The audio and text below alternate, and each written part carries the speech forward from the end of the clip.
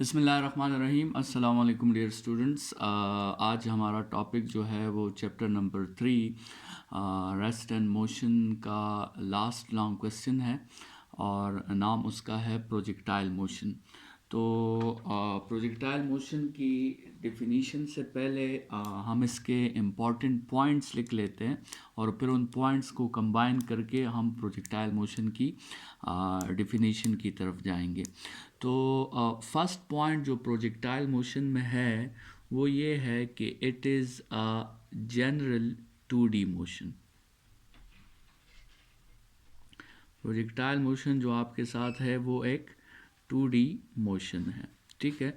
मतलब ये एक 2 डायमेंशनल मोशन है। 2 डायमेंशनल मोशन में प्रोजेक्टाइल मोशन का एक x कंपोनेंट भी होगा और आपके साथ प्रोजेक्टाइल मोशन का एक y कंपोनेंट भी होगा, ठीक है। तो 1 डायमेंशनल भी ये मोशन हो सकता है, लेकिन जनरली ये मोशन जो है it is a 2D motion, 2 dimensional motion. इसके बाद दूसरा पॉइंट प्रोजेक्टाइल मोशन में जो आपने याद रखना है वो ये है कि आपके साथ according to Newton first law motion की 2 कैटेगरीज बनती है। एक है आपके साथ यूनिफॉर्म मोशन और एक है accelerated motion. Newton first law कहता है कि अगर किसी बॉडी पे फोर्स अप्लाई नहीं होता तो वो बॉडी यूनिफॉर्म मोशन करती है, और अगर उस पे फोर्स अप्लाई होगा तो फिर वो बॉडी एक्सेलरेटेड मोशन करेगी। तो उसमें ये प्रोजेक्टाइल मोशन जो है ये एक एक्सेलरेटेड मोशन है। प्रोजेक्टाइल मोशन यूनिफॉर्म मोशन नहीं है, ये एक एक्सेलरेटेड मोशन है, ठीक है। एक्सेलरेटेड मोशन का मतलब ये है कि प्रोजेक्टाइल मोशन में आपके साथ फोर्स की ज़रूरत है, फोर्स के बगैर ये मोशन नहीं होगा, फोर्स इज़ रिक्वायर्ड, ठीक है। तो आपके साथ जो यूनिफॉर्म मोशन होता है उसके लिए फ़ोर्स की ज़रूरत नहीं होती, लेकिन ये जो प्रोजेक्टाइल मोशन है ये एक एक्सेलरेटेड मोशन है और इसके लिए फ़ोर्स की ज़रूरत आपके साथ होगी, ठीक है। अब जिस फोर्स की ज़रूरत है उस फोर्स को हम कहते हैं ग्रेविटेशनल फोर्स, ठीक है। आपके साथ जिस फोर्स की रिक्वायरमेंट है वो आपके साथ है ग्रेविटेशनल फोर्स, जिसको आपने मेट्रिक में F is equal to G m1 m2 by r square, जिस फोर्स को आपने पढ़ा था। और अगर इन दो बॉडीज़ में आपके साथ एक बॉडी जो है वो मास ऑफ द अर्थ हो जाए या मास ऑफ द प्लैनेट हो जाए तो फिर इसी फोर्स को हम वेट भी कहते हैं, ठीक है, जिसका फॉर्मूला हमने पढ़ा था mg, ठीक है। तो इस प्रोजेक्टाइल मोशन में जो फोर्स हमें रिक्वायर्ड है उस फोर्स को हम ग्रेविटेशनल फोर्स कहते हैं। अच्छा, इस फोर्स के साथ जो है दूसरा कोई फोर्स एक्ट नहीं करेगा, ठीक है, नो अदर फोर्स। अगर इस ग्रेविटेशनल फोर्स या वेट के साथ कोई भी दूसरा फोर्स बॉडी पे अप्लाई हुआ, चाहे वो आपके साथ जो है एयर रेजिस्टेंस है, चाहे फ्रिक्शन का फोर्स है, चाहे आपके साथ ड्राइविंग फोर्स है किसी बॉडी का, तो फिर हम उसे प्रोजेक्टाइल मोशन जो है वो कंसिडर नहीं करेंगे। तो आपके साथ जो प्रोजेक्टाइल मोशन है उसमें सिर्फ एक ही फोर्स अप्लाई होगा, ग्रेविटेशनल फोर्स या फिर वेट, ठीक है। इसके अलावा दूसरा कोई फोर्स नहीं होगा। अगर एक ही फोर्स है तो फिर एक्सेलरेशन भी एक ही होगी, और वो एक्सेलरेशन जो according to Newton second law जब आप फोर्स अप्लाई करते हैं तो एक्सेलरेशन भी प्रोड्यूस होती है, और जब आप ग्रेविटेशनल फोर्स अप्लाई करते हैं जो एक्सेलरेशन की वैल्यू होती है उसे हम स्मॉल जी से रिप्रेजेंट करते हैं और उसकी वैल्यू 9.81 मीटर्स पर सेकंड स्क्वायर है, ठीक है। तो एक सिंगल फोर्स होगा ग्रेविटेशनल फोर्स और एक सिंगल एक्सेलरेशन होगी ग्रेविटेशनल एक्सेलरेशन, ठीक है। अब प्रोजेक्टाइल मोशन की डिफिनीशन में अगर ये सारे पॉइंट्स हम एकोमोडेट कर लें तो हम इस तरह डिफ़ाइन करेंगे कि a projectile motion is a general 2D motion, बल्कि इस तरह कह दें कि projectile motion is a general 2D accelerated motion under the action of a single force called gravitational force and under the action of a single acceleration called gravitational acceleration whose value is 9.81 metres पर second square. ठीक है। अच्छा, इसी projectile motion को हम जो है motion under gravity भी कहते हैं। प्रोजेक्टाइल मोशन का दूसरा नाम है मोशन अंडर ग्रेविटी। ठीक है। और इसी प्रोजेक्टाइल मोशन को हम फ्री फॉल भी कहते हैं। ठीक है। फ्री फॉल जो है ये भी प्रोजेक्टाइल मोशन का एक नाम है। तो ये तो प्रोजेक्टाइल मोशन की डिफिनीशन हो गई आपके साथ। अब हम प्रोजेक्टाइल मोशन के अगर कुछ एग्जाम्पल्स की तरफ आ जाए तो प्रोजेक्टाइल मोशन में आप डिफरेंट एग्जाम्पल्स दे सकते हैं। लेट्स सपोज आप एक स्टोन को जो है वो रिलीज़ करते हैं फ्रॉम सम हाइट और वो स्टोन नीचे की डायरेक्शन में मूव करता है, तो उस पर कौन सा फोर्स एक्ट कर रहा होता है? उस पर सिर्फ फोर्स एक्ट कर रहा होता है वेट का। ठीक है, जो आपके साथ mg के इक्वल है। अब अगर इस एक्सपेरिमेंट को हम ऐसे रीजन में करें जहाँ पे एयर मौजूद ना हो, मतलब आपके साथ वैक्यूम हो, तो फिर स्टोन पे आपके साथ कोई एयर रेजिस्टेंस नहीं होगा और सिर्फ एक ही फोर्स इस पे अप्लाई होगा, वो है वेट का, और एक ही एक्सेलरेशन इस पे अप्लाई होगी जो कि g के इक्वल होगी, जिसकी वैल्यू है 9.81 मीटर्स पर सेकेंड स्क्वायर। तो तब इस मोशन को हम प्रोजेक्टाइल मोशन जो है वो कह सकते हैं। ठीक है, क्योंकि इस पे एक ही फोर्स अप्लाई हुआ है। और ये जो प्रोजेक्टाइल मोशन है ये 2D मोशन नहीं है, इस केस में ये प्रोजेक्टाइल मोशन आपके साथ 1D मोशन है। ठीक है। इस तरह अगर आप किसी बॉडी को ऊपर थ्रो करते हैं, उसे काइनेटिक एनर्जी देकर आप उसे अपवर्ड थ्रो करते हैं, तो तब भी उस पर सिर्फ एक ही फोर्स एक्ट करता है वेट का। ठीक है। अगर हम इस ऊपर वाले थ्रोइंग में भी वैक्यूम को कंसिडर करें और वहाँ से एयर हटा दें, क्योंकि अगर एयर होगा तो फिर वेट के साथ उस बॉडी पे दूसरा फोर्स भी एक्ट करेगा, और जब दूसरा फोर्स आ जाएगा तो फिर हम उसे प्रोजेक्टाइल मोशन नहीं कह सकते। तो वैक्यूम होना चाहिए, और चूंकि एक ही फोर्स है तो यहाँ भी g की वैल्यू 9.81 मीटर्स पर सेकेंड स्क्वायर होगी। तो इस मोशन को भी हम प्रोजेक्टाइल मोशन कंसिडर कर सकते हैं, और ये भी आपके साथ एक 1D प्रोजेक्टाइल मोशन है। इसके अलावा अगर हम लेट्स सपोज एक ऐसा एग्जांपल कंसिडर करें जिसमें हम एक फुटबॉल को जो है किक करते हैं इस डायरेक्शन में एक 2D फोर्स अप्लाई करके, तो वो फुटबॉल एक 2D पाथ कवर करके जो है वो वापस ग्राउंड के साथ हिट करता है। तो इस केस में भी अगर हम वैक्यूम कंसिडर कर लें इस पूरे एक्सपेरिमेंट में और एयर रेजिस्टेंस को हम निगलेक्ट कर लें, तो आपके साथ सिर्फ एक ही फोर्स अप्लाई होगा, वो फोर्स आपके साथ होगा वेट के इक्वल, जो कि जिसका फार्मूला है mg, और एक ही एक्सेलरेशन इसमें होगी जिसको हम g कहते हैं, जिसकी वैल्यू 9.81 मीटर्स पर सेकेंड स्क्वायर है। तो ये मोशन भी हमारे साथ क्या होगा? ये मोशन भी हमारे साथ प्रोजेक्टाइल मोशन होगा। लेकिन ये जो मोशन है आपके साथ ये 1D प्रोजेक्टाइल मोशन नहीं होगा, ये मोशन फिर आपके साथ 2D प्रोजेक्टाइल मोशन होगा। तो जो हमने डिफिनीशन में कहा था कि आपके साथ प्रोजेक्टाइल मोशन जनरली 2D है, लेकिन स्पेसिफिकली वो आपके साथ 1D भी हो सकता है। जैसे इन दोनों एग्जांपल्स में हमने कहा कि प्रोजेक्टाइल मोशन 1D है, और इस एग्जांपल में हमने कहा कि प्रोजेक्टाइल मोशन जो है वो आपके साथ 2D है।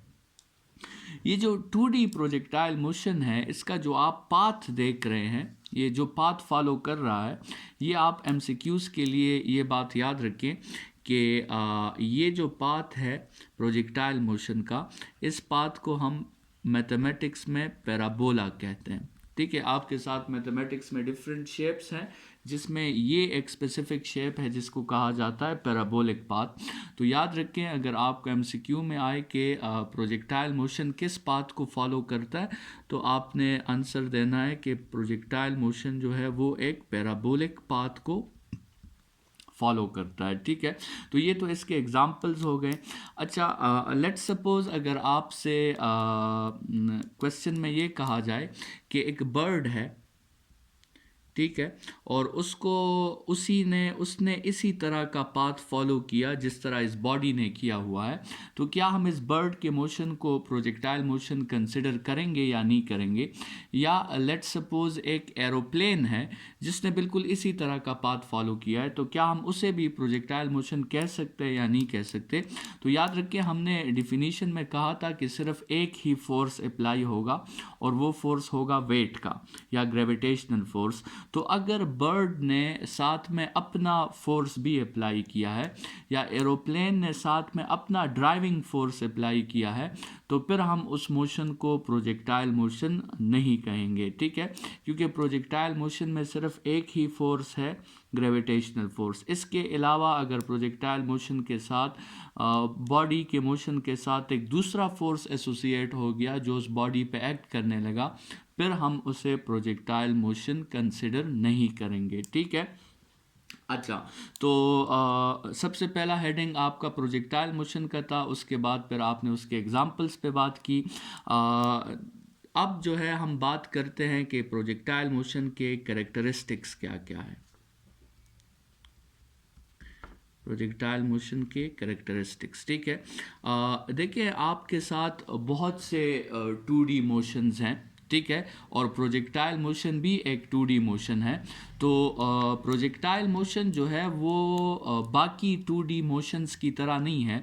प्रोजेक्टाइल मोशन की अपनी कैरेक्टरिस्टिक्स है जो उसको बाकी 2D मोशन से डिफ्रेंशिएट करती है और उसे एक नुमाया खुसूसियत देती है। तो प्रोजेक्टाइल मोशन और 2D मोशन में जो फ़र्क है वो हम इस हेडिंग में पढ़ेंगे कैरेक्टरिस्टिक्स में। मतलब हम हर 2D मोशन को प्रोजेक्टाइल मोशन नहीं कह सकते, लेकिन हर प्रोजेक्टाइल मोशन को आप 2D मोशन कंसिडर कर सकते हैं जनरली, क्योंकि 2D मोशन में जब हम ये कैरेक्टरिस्टिक्स देख लें तो फिर हम उसे प्रोजेक्टाइल मोशन कहते हैं।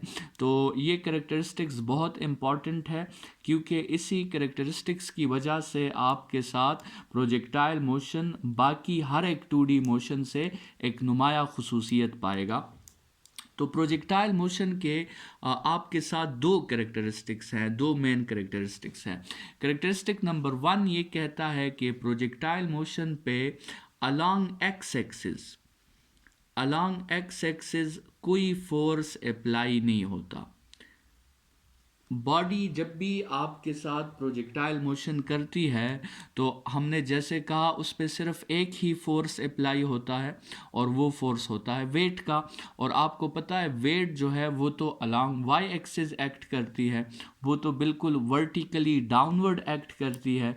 तो आपके साथ अलोंग एक्स एक्सिस फोर्स होगा, तो प्रोजेक्टाइल मोशन पे कोई भी फोर्स ऐसा नहीं होगा जिसकी डायरेक्शन अलोंग एक्स एक्सिस होगी।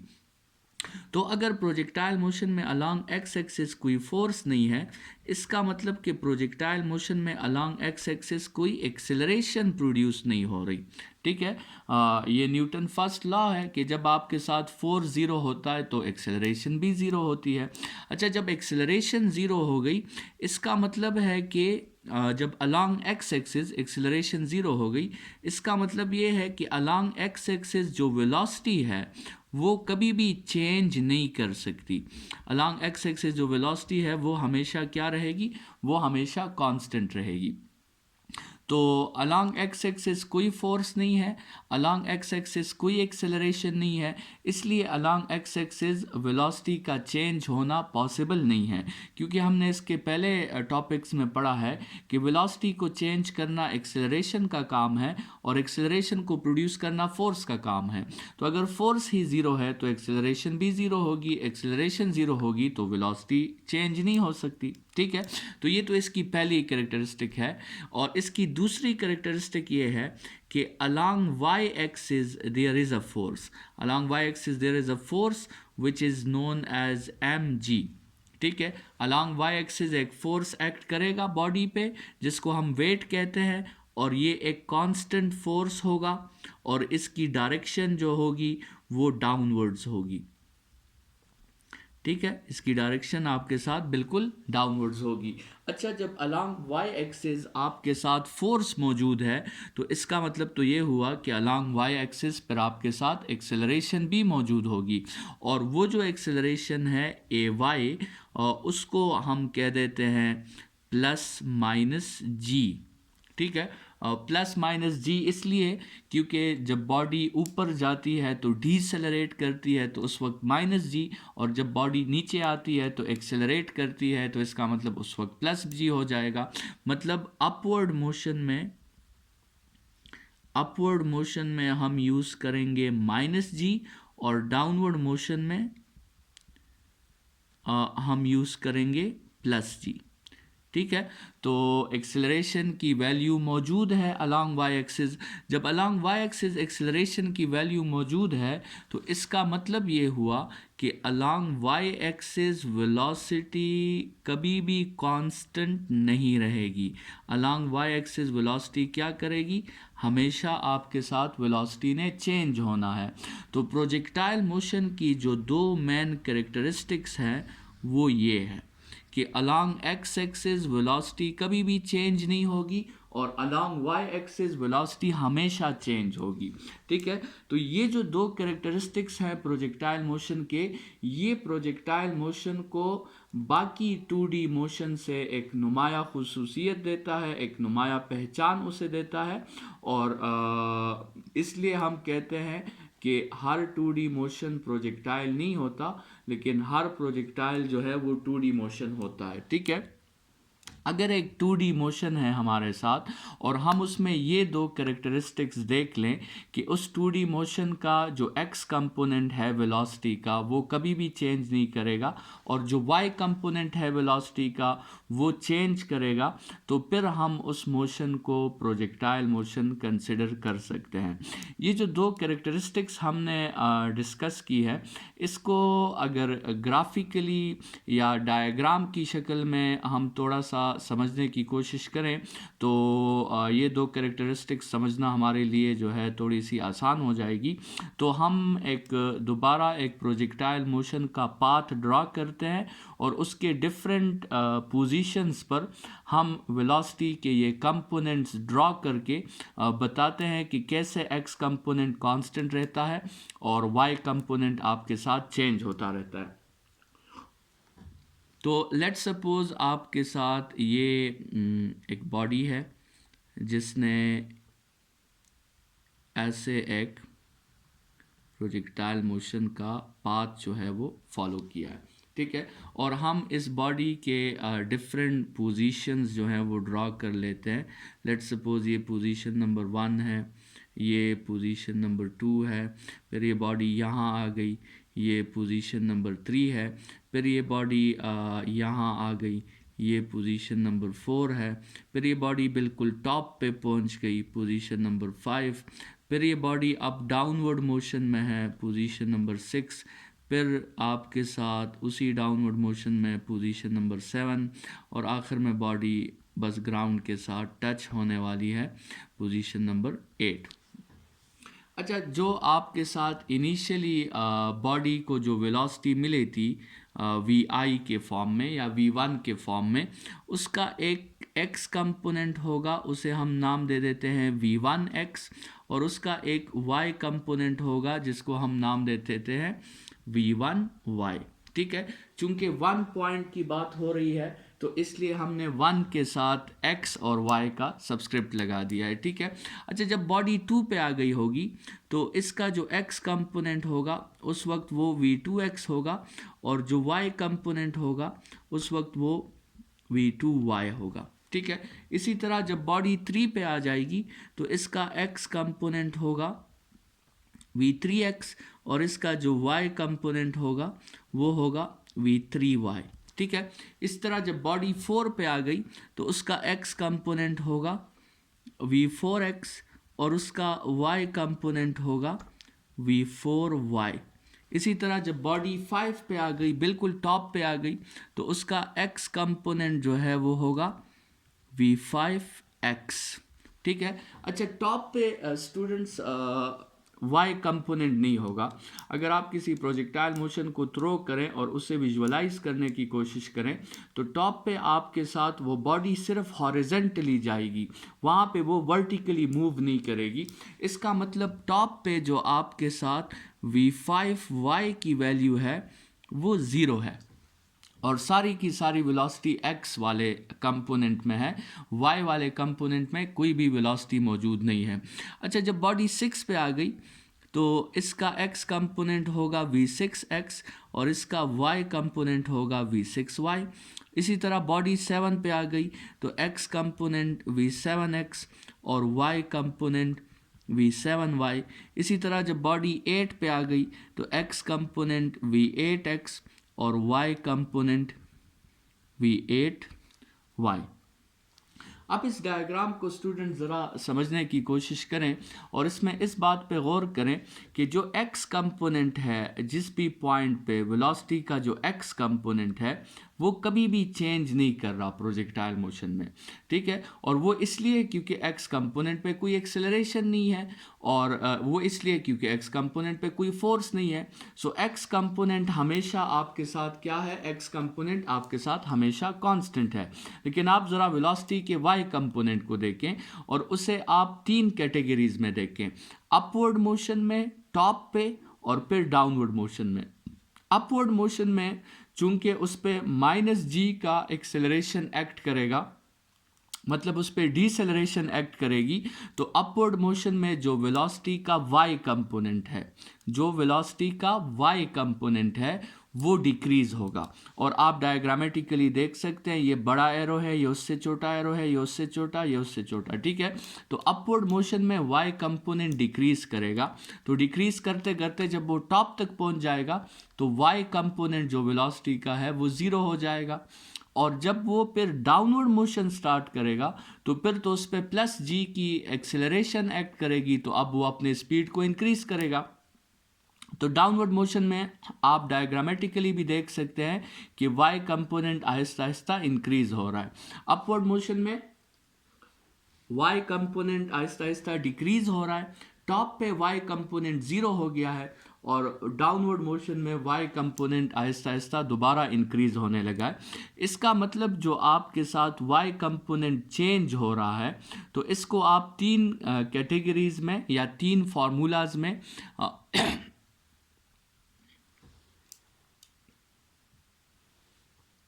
तीन फार्मूलाज में आप इस y कंपोनेंट की बात कर सकते हैं। पहला फार्मूला अप्लाई होगा इन द अपवर्ड मोशन, जिसमें आप एक्सेलरेशन की जगह -g यूज़ करेंगे। दूसरा फार्मूला अप्लाई होगा फॉर द टॉप, जिसमें तो आप सिंपल कह देंगे कि y कंपोनेंट 0 है। और तीसरा फार्मूला अप्लाई होगा फॉर द डाउनवर्ड मोशन, जिसमें आप एक्सेलरेशन की जगह +g यूज़ करेंगे। तो स्टूडेंट्स, अगर आपको याद हो, ये जो फर्स्ट इक्वेशन था Vf is equal to Vi plus AT, अगर आपको याद हो तो हमने ये इक्वेशन जो है ये y एक्सिस के लिए मेंशन किया था और x एक्सिस के लिए भी हमने मेंशन किया था इससे पहले जब हम न्यूटन इक्वेशंस डिस्कस कर रहे थे। और वहाँ हमने पढ़ा था कि ये हम इन तीनों इक्वेशंस को x एक्सिस और y एक्सिस के लिए इसलिए मेंशन कर रहे हैं क्योंकि आगे प्रोजेक्टाइल मोशन में हमने उसे यूज़ करना है। तो इस इक्वेशन को जो हमने y एक्सिस के लिए लिखा था वो कुछ इस तरह था, Vf की जगह Vfy आ गया, Vi की जगह Viy आ गया और A की जगह Ay आ गया। और टाइम में तो चूंकि x और y का कोई कंसेप्ट नहीं है तो टाइम की जगह हमने टाइम ही लिख दिया है, ठीक है।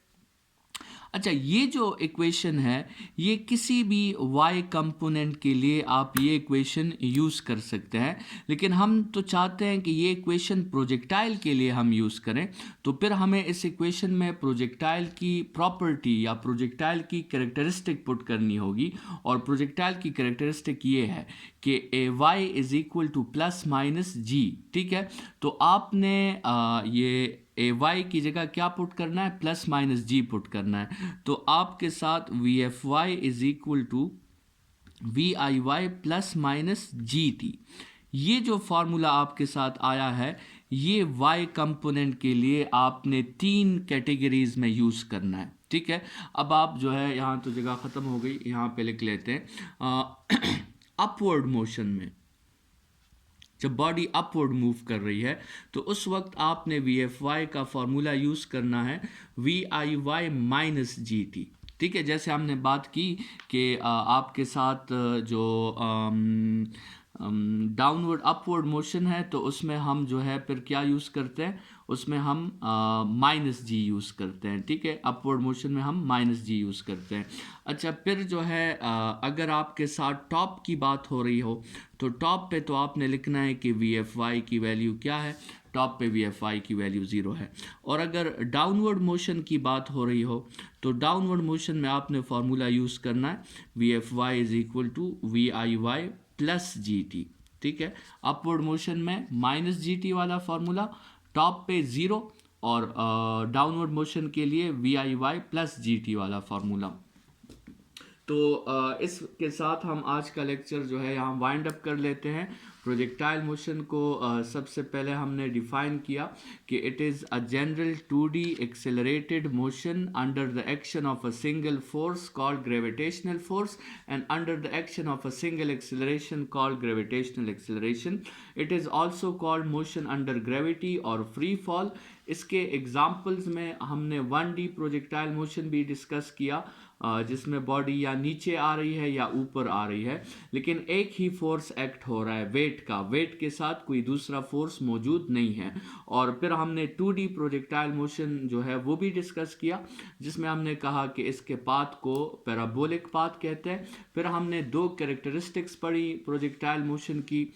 उसमें एक कैरेक्टरिस्टिक थी कि there is no force along x axis, there is no acceleration along x-axis, so the x component of velocity always remains constant. फिर हमने दूसरी characteristic पढ़ी कि there is a force along y-axis which is weight or mg, there is an acceleration along y-axis which is plus minus g, for downward motion plus g and for upward motion minus g.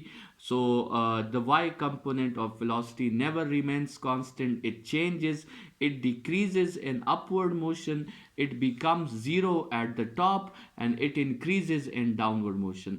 So decreases in upward motion के लिए आपने v i y minus g t वाला formula use करना है, और downward motion के लिए आपने v i y plus g t वाला फार्मूला यूज़ करना है। अपना ख्याल रखिए, इंशाल्लाह कल दोबारा मुलाकात होगी। इसी प्रोजेक्टाइल मोशन को आगे बढ़ाएंगे, और ये प्रोजेक्टाइल मोशन जो है तकरीबन हमारे 3 to 4 लेक्चर्स लेगा। कंप्लीट लॉन्ग क्वेश्चन इससे प्रिपेयर करेंगे। अपना ख्याल रखिए। खुदा हाफिज़ स्टूडेंट्स।